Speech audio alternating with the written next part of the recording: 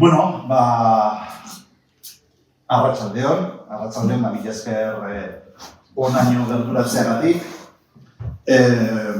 Badakizue, ze esango dizuet, gobernantza estiloak ze garrantzitsuak diren eta ze ezberdinak dira, segurazki eskuina eta ezkerraren artean dauden diferentzien artean handienetako bat horixe izan daiteke, ez gobernantza ulertzeko modua.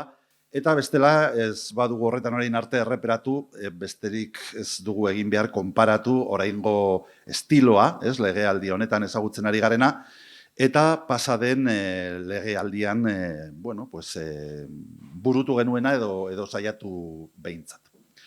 Beraz, horretaz hitz egiteko badugu hemen David Payot,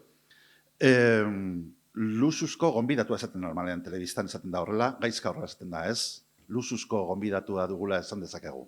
Bueno, oso ongi, kasu honetan gainera, benetan horrela da. Eta berarekin solastuko gara eta bukaeran ere galderak egiteko aukera izango duzue. Hau egingo dugu erderaz, gaztelaniaz oso ongi hitz egiten du berak. Eta, bueno, pues besterik gabe, esan bezala, luxu handi bat, David Payot edo Peyot, nola oskatzen dut? Perdón, ¿cómo es que vous prononcez? En francés, Payot, Peyot c'est la voiture. Bienvenido chez vous. Bueno, pues ya está, hitz egin dut ja dakizkidan hizkuntza guztietan. ¿Parla italiano? ¿Così? Muy poco. Muy poco, bueno, benvenuto casatua, ahora sí que ya está, todo, ya he utilizado todas ya. Bueno, pues David Payot es miembro del Partido Obrero Popular, POP, vicealcalde del Ayuntamiento Suizo de Lausana desde 2016 y concretamente ha gestionado las áreas de juventud, de infancia y de proximidad. Todas nos resultan muy interesantes, pero sobre todo esa última de proximidad pues se nos antoja muy importante, ¿no? en este momento. Es psicólogo de formación académica, pero se ha especializado, se ha hecho experto en servicios sociales. Trabajó de 2008 a 2016 en la Asociación de Defensa de los y las Jubiladas a Vivo. Se participó también, además, en varias asociaciones de ayuda a refugiados y refugiadas, personas migrantes carentes de permiso, y también fue miembro del Parlamento Comunal de 2005 a 2016. En el marco de su política de proximidad impulsó el primer presupuesto participativo de Suiza e impulsó, además, la vida asociativa y la participación ciudadana. No sé si es correcto todo lo que he dicho. Perfecto, gracias. Perfecto. Bueno, seguro que se podrían decir muchas cosas más. Bueno, pues si te parece, le hincamos el diente a la cuestión y os propongo en primer lugar hablar de las formas de lo que se ha denominado formas de gobernanza horizontal. O sea que abiertas a la participación y que consideramos que son la forma de gobernanza que debería adquirir cualquier sistema de izquierdas y en lo que se refiere a nuestro ámbito, sobre todo pues a cualquier sistema de izquierdas democrático y aplicado además a los entes locales, las administraciones locales o los ayuntamientos. Y mi primera pregunta en concreto es ¿qué herramientas, qué fórmulas, qué métodos de participación ciudadana debería tener un ayuntamiento o una entidad, un ente local como el nuestro? Bueno, es tal vez difícil de hablar de herramientas sin hablar también de los objetivos, de los retos que hay. Me parece que las herramientas es un poco como en una caja de herramientas. Al menos en la mía, siempre falta lo que necesito, después tengo que adaptar el método con lo que tengo, o a veces de usar también una herramienta con otro presupuesto. y hay siempre algunos riesgos de utilizarlos mal y de dañarse.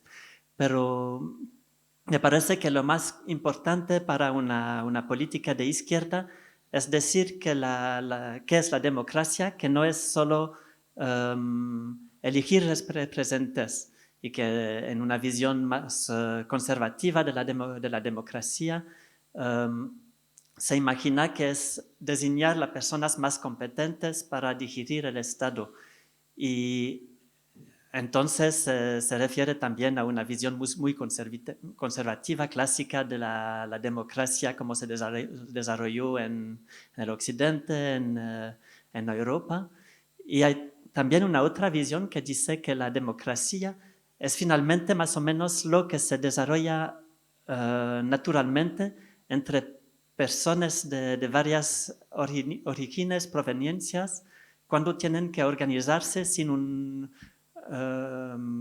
poder central que pueda organizarlo, y que hay muchas experiencias en este sentido de compartir el poder y que nos podemos inspirar. Por ejemplo, en la historia internacional reciente es el Rojava, el Kurdistán de Siria, que es una experiencia donde no había una organización clásica y que se desarrolló algo muy interesante y muy cercano del municipalismo.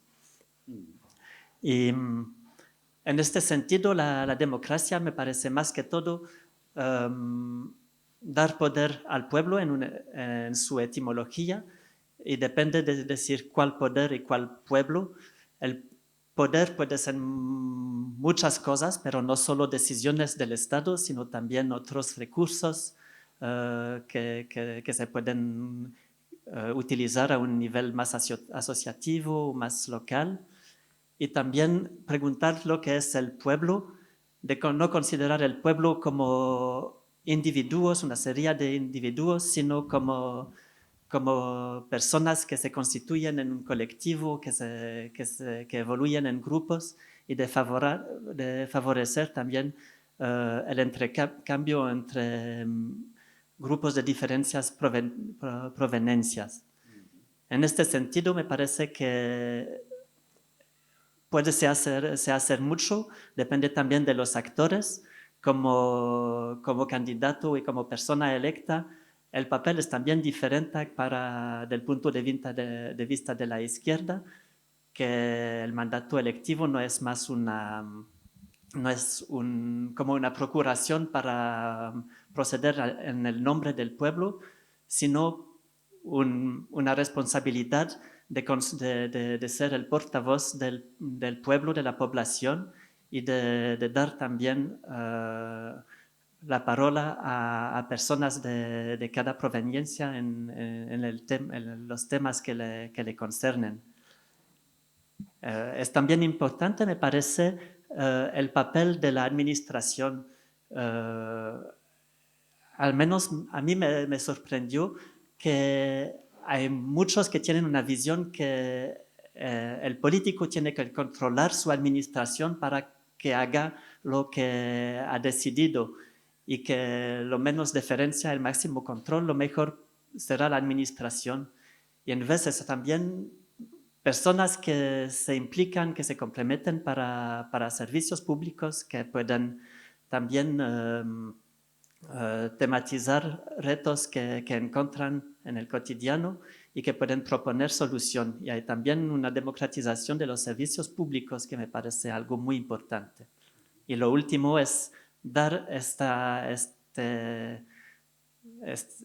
varias formas de poder a la población, con posibilidades de decidir, pero también de actuar, de realizar sus proyectos, y de intercambiar también con la institución, con el Estado.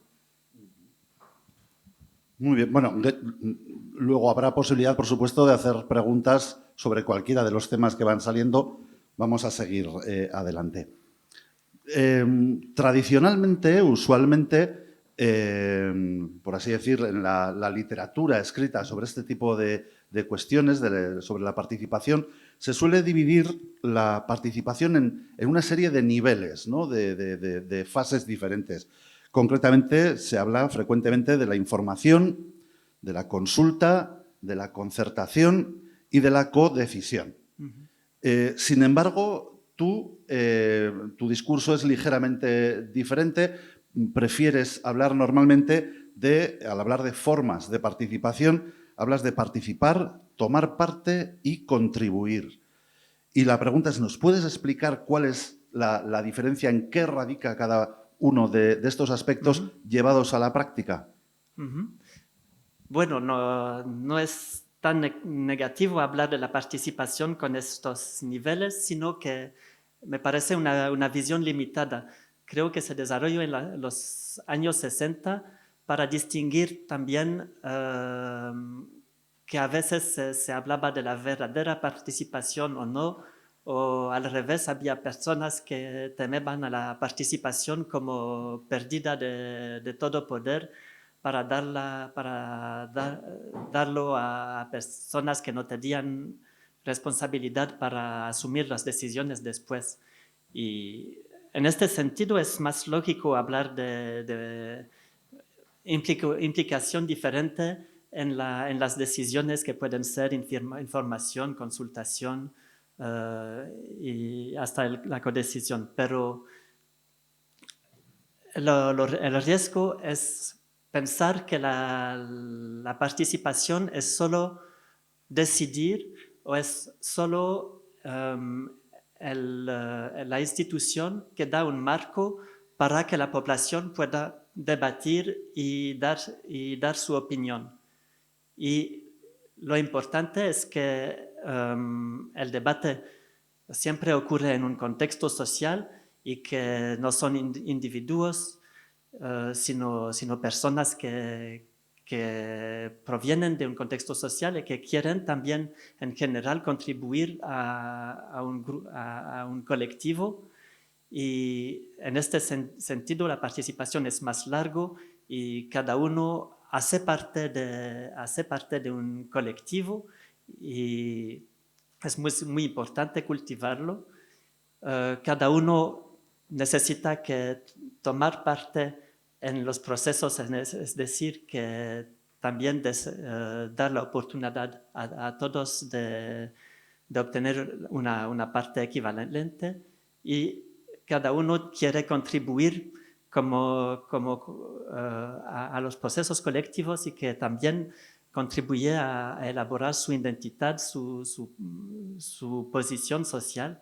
Y en este sentido, no es algo solo como dar su opinión sobre algo que está organizado por el Estado, sino dar la ocasión a procesos sociales de desarrollarse para que contribuyan a la sociedad por una parte y a los individuos por el otro. Muy bien. En el marco de los presupuestos participativos, la elaboración de los presupuestos participativos de Madrid, con los que colaboraste en el año 2016, dijiste, y esta es una cita textual, creo, la democracia no se limita únicamente a las elecciones, ni a las iniciativas, ni a los referéndums. La democracia es cuando le damos la palabra a la sociedad para que pueda debatir y decidir. Por lo tanto, y esta es la pregunta, ¿qué relaciones directas, habituales, entre la institución y la ciudadanía debería haber, bien sean de carácter presencial o de cualquier otro tipo de carácter, por ejemplo, digital? ¿Cuáles son las relaciones, el tipo de relaciones directas que debe haber entre institución y ciudadanía? Bueno, creo que esta palabra la utilicé hablando de la democracia directa que existe en Suiza y más estudié un poco cómo existe en otras regiones y creo que en Suiza tenemos mucha suerte porque hay pocos países donde exista y en cuales exista de una manera tan importante como en Suiza. He leído hasta poco que de 65 países que fueron estudiados sobre la democracia directa, la iniciativa y el referendo, casi la mitad de las votaciones ocurrieron en Suiza. Así es algo muy importante. Y por otro lado, no quiero decir que esta herramienta es una solución para garantizar una real democracia, una democracia completa. Es una ocasión al menos de salir del debate personal que son las elecciones para debatir sobre temas y cambiar también la relación entre los electos y la población, porque los electos tienen que tomar a cuenta que su opinión puede estar contestada y porque la población tiene al final más confianza en la política cuando existen referendos e iniciativas. Pero aún así es una herramienta importante, pero no lo único. Un punto importante es que, bueno, el más importante me parece que necesitamos también que fortalecer a la sociedad civil y no solo y reconocer lo que puedo contribuir a la sociedad y no solo consultar para obtener la opinión sobre lo que la acción del Estado. Y en este sentido, el presupuesto participativo es algo que hemos desarrollado también para dar una ocasión a la población de proponer proyectos, y lo especial en la forma suiza de Lausanne es que lo otorgamos entonces subvenciones, así que la población propone proyectos, puede elegir los que quiere y después está también involucrada en su realización.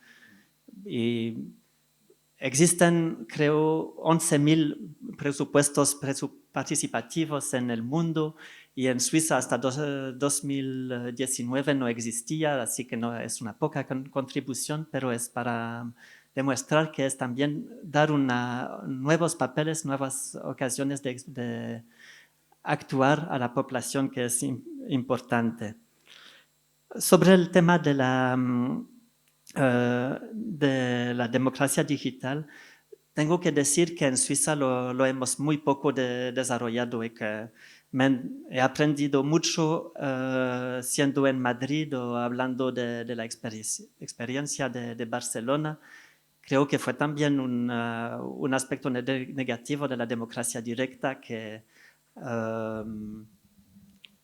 no tuvimos mucha energía para desarrollar esa democracia digital y que cuando la Confederación hizo un proyecto fue bastante malo y lo rechazamos en votación y creo que fue justo. ¿Por qué en Suiza? Has mencionado que la cultura participativa está muy arraigada en Suiza. ¿Eso es algo que devenga de la idiosincrasia política de Suiza? ¿Es algo que se ha adquirido más recientemente como parte de la evolución política? ¿A qué obedece eso? Bueno, las herramientas de democracia directa se desarrollaron poco a poco. La ideología dice que vienen de tradiciones casi medievales, de decisiones en común en los barrios. Puede ser justo para algunas decisiones en algunos pueblos que todavía existan hoy día, pero son mayormente instituciones que se desarrollaron en otros lugares, primero al nivel local y que poco a poco se implementaron al nivel cantonal, federal, y siempre en ocasiones donde no había una mayoría y una minoría, sino una constelación compleja entre varios partidos y varias regiones campesinas, ciudadanas o católicas reformadas. Y son siempre estas alianzas que hicieron que se pudiera proponer una manera de decidir que da también la palabra a la población. En ese sentido, me parece que no es algo que está condenado a quedarse en Suiza, pero que puede desarrollarse también. Además, vamos, reflexionando en voz alta, esto no estaba en el guión, pero me da la impresión cuando oigo hablar a David, le oigo reflexiones que nos suenan muy cercanas también a nosotras y nosotros, ¿no? Sobre todo en la cultura popular vasca, ¿no? La cultura de los batzarres e incluso el auzolán y todas estas cuestiones. Sería interesante, no sé si hay ahí un campo para poder establecer esos paralelismos. Bien, en cualquier caso, David, sabes que aquí en Pamplona, en Iruña, tenemos una ordenanza de participación, un reglamento municipal de participación. Es nuevo, todavía no se ha podido desarrollar del todo. Se aprobó, de memoria, me parece que era en diciembre del 2019, en esta legislatura.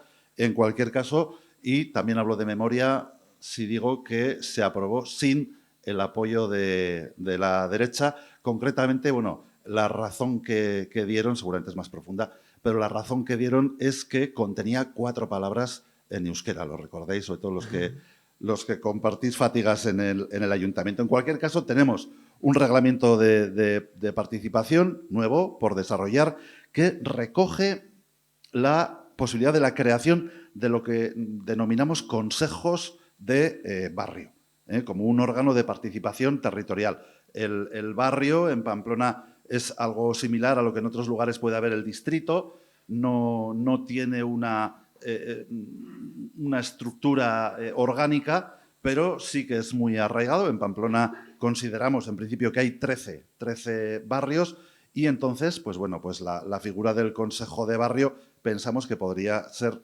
una figura interesante y que calaría en los barrios, ¿no? Como órgano de participación. La realidad actual es que aunque hay 2 de estos 13 barrios que ya han solicitado la creación de estos consejos, todavía no se han puesto en marcha. Parece ser que por dificultades precisamente de interpretación del espíritu de lo que dice la ordenanza, y es algo pues, que tendremos que corregir, evidentemente. En cualquier caso, ¿qué ejemplos análogos has conocido o conoces tú de este tipo de foros de participación que buscan descentralizar la toma de decisiones, la capacidad de decisión que habitualmente, en principio, tiene solamente el ayuntamiento? Bueno, no conocía este dispositivo de Pamplona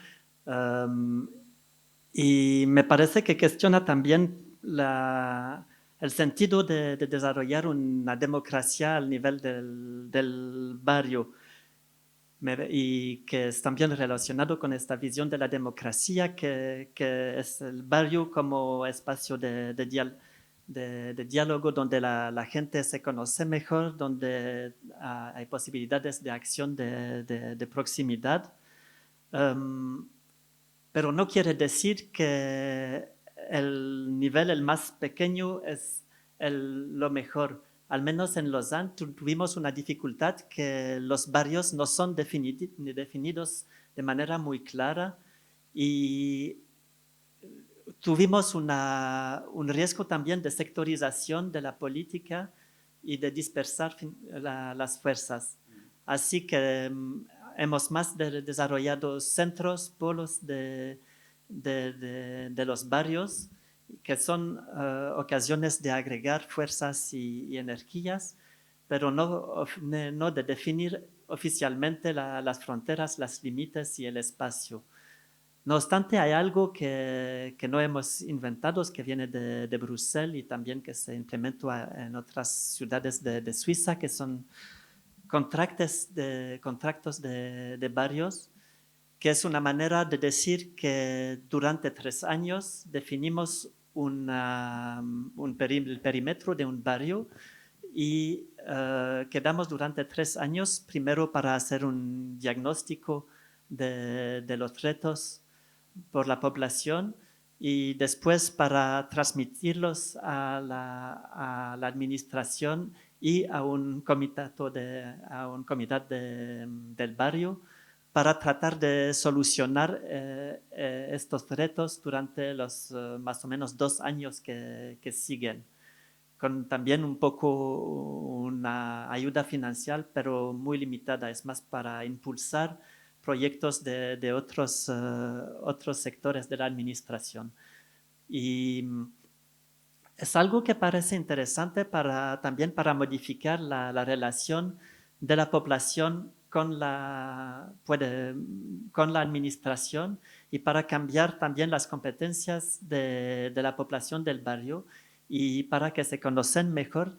Y en cada vez hubo, por una parte, cambios relacionados con los retos y también un fortalecimiento de la cohesión en el barrio. Bueno, eso es uno que tenemos y además tratamos de organizar también sobre temas muy específicos y, por ejemplo, para las escuelas hay comisiones que reúnen padres, madres, representantes de los partidos, profesionales de la escuela y asociaciones locales, que son una forma también para involucrar la población en la escuela y dar también el mensaje que la escuela no es solo un lugar donde se enseña, pero un lugar donde se vive, donde se aprende y que tiene relación con la ciudad. Bueno, comentario al margen también. Había un etnógrafo, un estudioso, ¿no?, por así decir, del pueblo vasco, que era Julio Caro Baroja, y este hombre decía que el valle de Baztán, uno de los valles situados en el norte de Navarra, era el mejor ejemplo de pervivencia de las antiguas tribus en la Navarra moderna y contemporánea. Y es verdad, seguramente, pero yo siempre suelo decir, hablando de los barrios, que eso lo dijo Caro Baroja porque no conocía bien la Chantrea y la Rochapea, porque cosa más parecida que un funcionamiento tribal, que ese no existe. Por eso, a lo mejor, el aprovechamiento de esa conciencia local, casi de barrio, puede favorecer en un momento dado la participación, el defender esos intereses, esos proyectos comunes de barrio, ¿no? Que a lo mejor si se prescinde de esa localización, ¿no?, dentro de la ciudad, se perdería, se difuminaría un poco. Porque yo he entendido que, según dices tú, hay diferentes maneras de abordar esa participación. Una sería esta de barrios, de distritos, y otra más, podríamos decir, temática. ¿Es así? Sí, o al menos hay que relacionar el perímetro, el nivel del barrio, de la discusión, con las herramientas y con las posibilidades de actuar. Y me parece que no se puede hacer uno sino que el otro sea claro. Creo, David, que si les decimos a los de la Chantrea que vamos a cambiar su perímetro, podríamos tener una sublevación en la ciudad. Muy bien, no sé si querías añadir algo más. Gracias. No, muy bien. Bien, otra cuestión. Desde tu experiencia, ¿qué características crees que debe tener un proceso participativo para que sea exitoso y que se pueda considerar al mismo tiempo verdaderamente participativo? Y la pregunta viene al hilo, por compartir contigo la experiencia, la corta experiencia que tenemos en este terreno.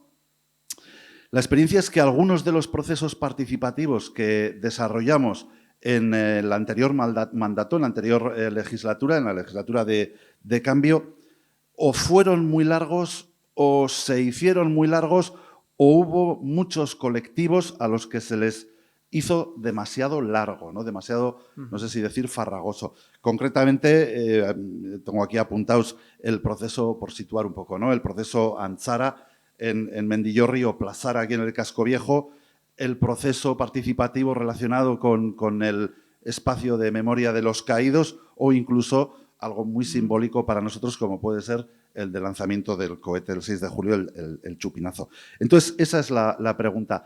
¿Qué características tiene que tener un proceso participativo para que sea considerado verdaderamente participativo y al mismo tiempo si hay maneras o hay que asumir que a determinados colectivos se les antoje demasiado largo el proceso participativo, la manera de decidir participada.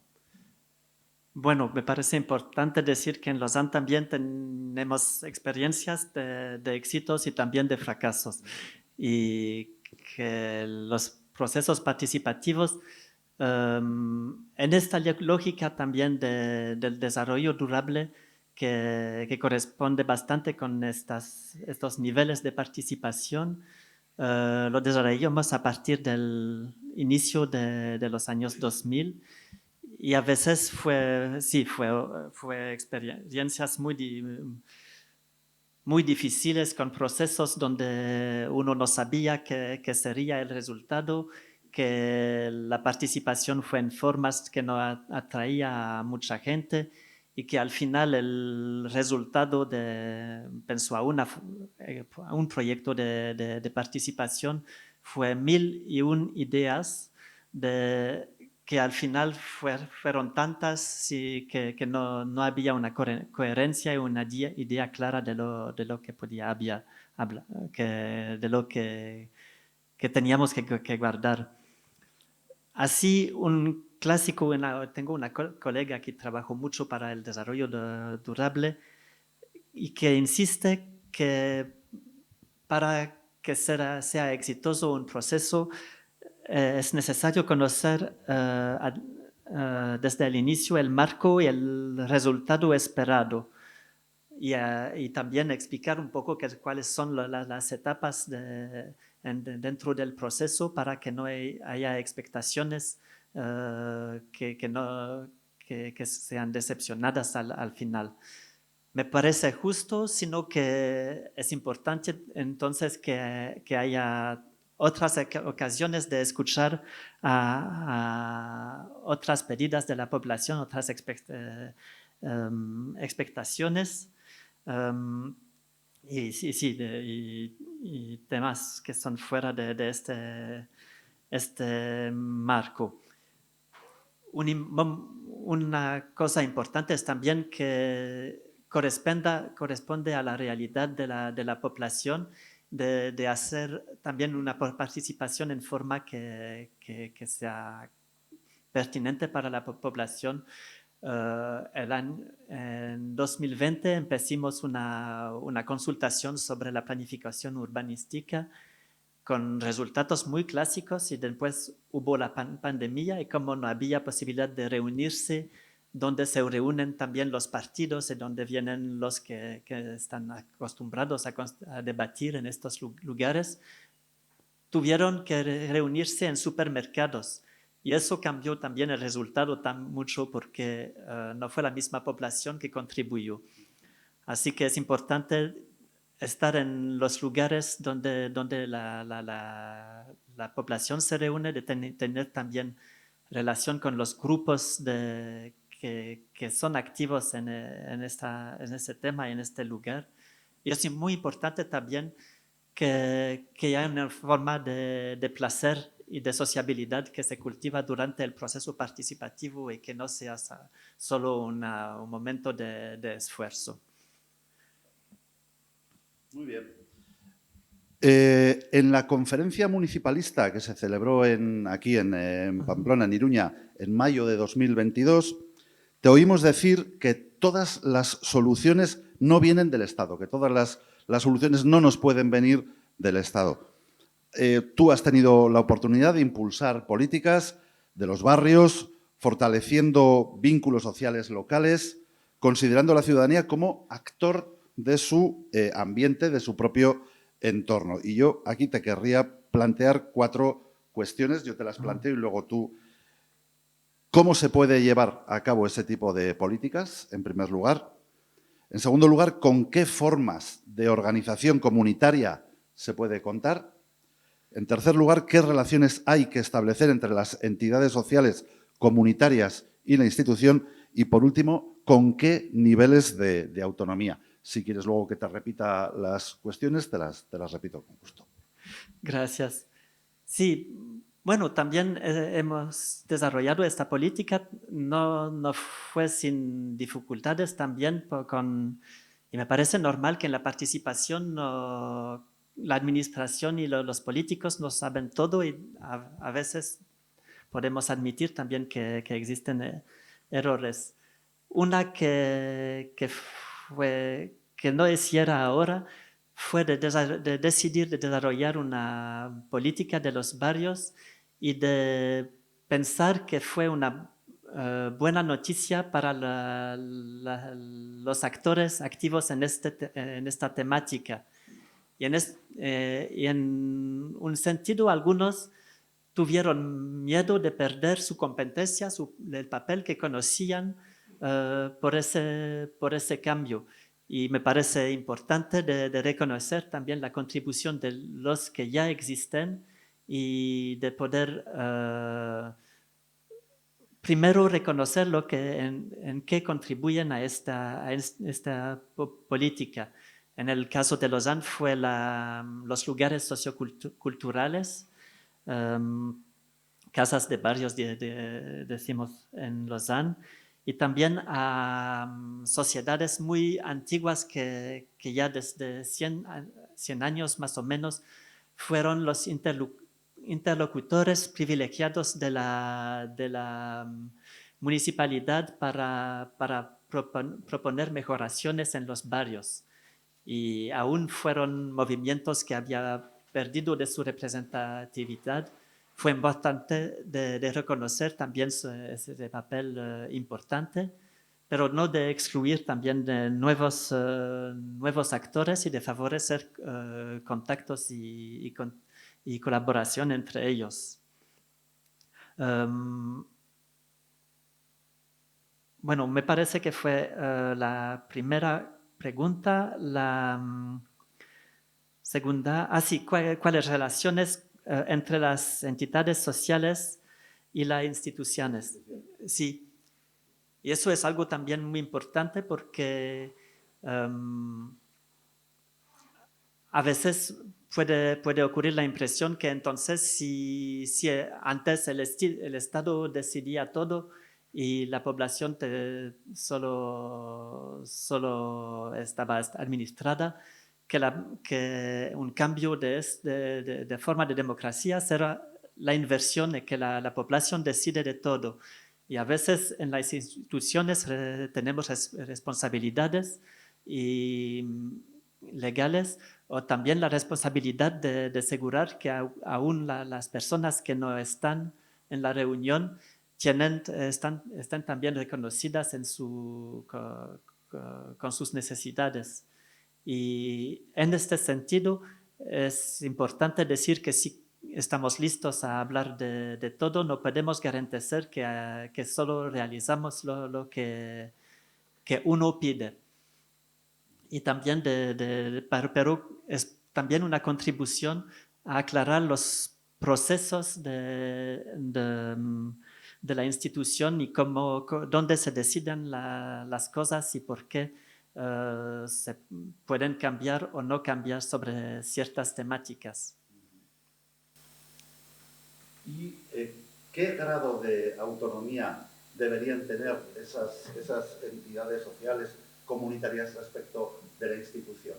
¿O es conveniente algún tipo de tutelaje por parte de la institución? ¿O por el contrario, lo deseable, lo esperable es que sean absolutamente autónomas? Depende mucho también de la área y la forma de implicación. Hay muchísimos proyectos que pueden desarrollarse al final con apoyo de la ciudad, pero sin que necesita que organizarlo o que decidir. Tenemos también en Lausanne un consejo de los jóvenes que funciona no como un parlamento de jóvenes, pero mucho con proyectos y con acciones por la juventud, para la juventud, y que también es una manera de desarrollar una otra manera de hacer la política. Hace ahora 12 años que empezó, así que los que tenía 13 años, entonces entran ahora también en las instituciones y es interesante que tienen otra visión de la participación que la de un combate entre partidos.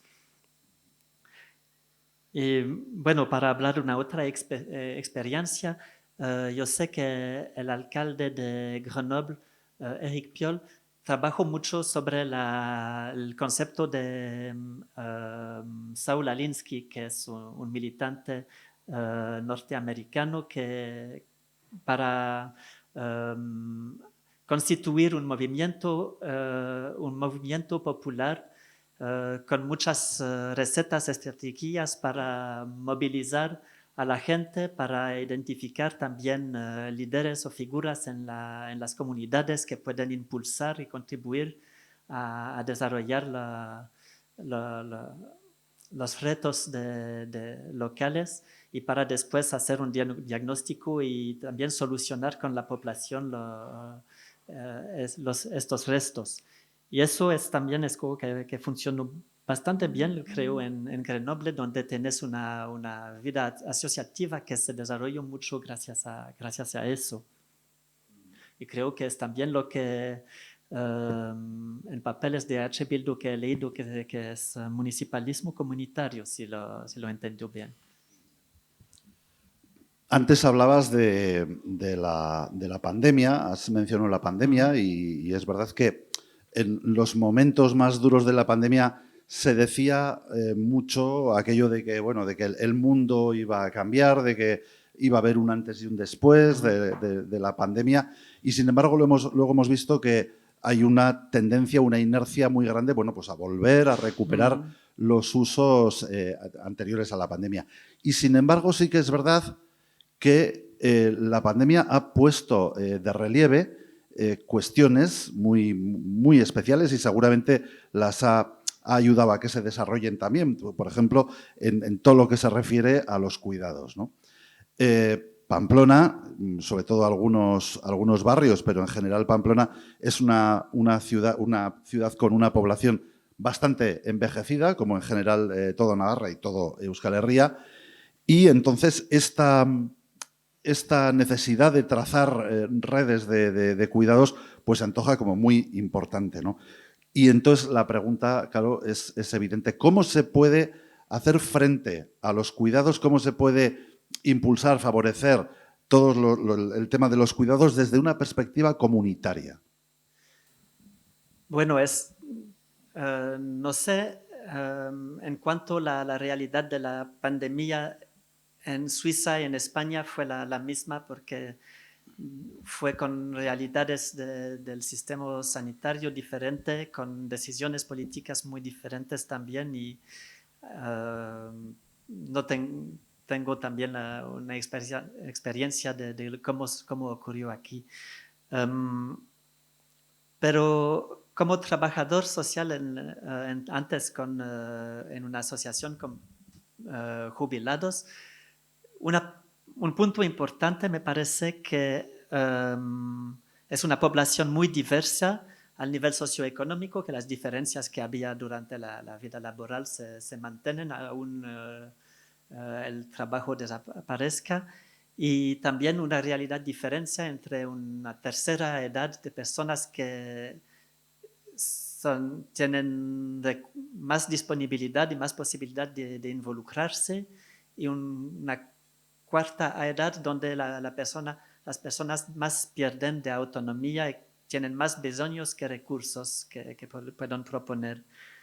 Y con el aumento de la experiencia de vida, las personas de la tercera edad son muchas de las que ayudan a los de la cuarta. Y me parece algo interesante para decir que aun si haya una esperanza de vida, hace que hay más personas que necesitan cuidados, pero tal vez también más personas que tienen disponibilidad siendo jubiladas y de buena salud. Y que es importante también en este sentido reconocer que las jubiladas, jubiladas son personas con recursos y de reconocerlos primero como actores y aun si a un momento necesitan ayuda, que al menos fueron actores para hacer también que permitirles movilizarse. Eso es un punto que me parece importante y que al menos al nivel asociativo fue bastante exitoso. Y además, yo no trabajo ahora en el tema de la juventud, donde tenemos cuidados bastante diferentes, pero vemos también que hemos desarrollado varias instituciones, pero que necesitamos también desarrollar redes entre estos actores, que cada lugar tiene que conocer los otros, que tiene que también que reconocer que tienen un papel un poco diferente, tienen que colaborar con las familias y así hacer una comunidad local que puede proponer una respuesta más larga que cada institución en sí. Muy bien. Bueno, pues estas eran las preguntas que quería plantearle yo al menos a David. A mí me ha resultado muy interesante. Me imagino que a vosotras y vosotros también, y tendréis preguntas que plantearle. No sé si antes de dar paso a los turnos querías añadir alguna cosa.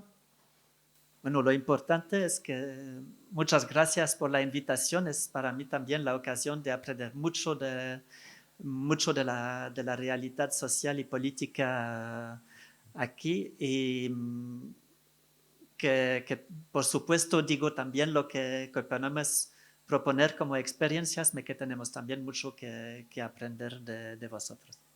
Gracias.